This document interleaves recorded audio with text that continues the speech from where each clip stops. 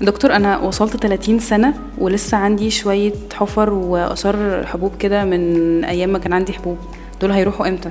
طيب احنا اثار الحبوب بنتعامل معاها حسب نوعها، هي ملهاش علاقه بالسن. انا عندي اثار حبوب نوعها ايه؟ هل هي بقعه بني ولا بقعه لونها احمر ولا حفر؟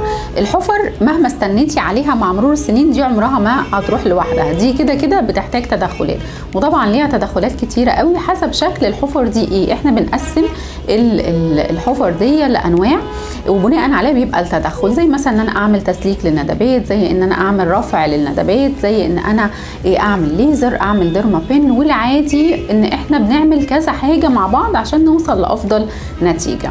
في بعد كده بقى عندي البقع زي البقع البني والاحمر. البقع اللي لونها احمر دي من الحاجات اللي فعلا ممكن تروح لوحدها، بس بتاخد وقت طويل قوي، يعني ممكن تقعد مثلا سنه عشان تروح. عشان كده برضو مش كل الناس بيبقى عندها صبر، فبنعمل حاجات عشان نساعد ان هي تروح في وقت اسرع، زي جلسات الديرما بين مع انواع معينه من الميزوثيرابي، او برضو الفراكشنال ليزر مع انواع معينه من الميزوثيرابي. كمان في عندنا حقن الميزوبوتوكس. البقع اللي لونها بني دي بقى طبعا في الاساس بستخدم كريمز بتساعد على التفتيح، وبعمل معاها سيشنز زي الكولد بيلينج او التقشير البارد.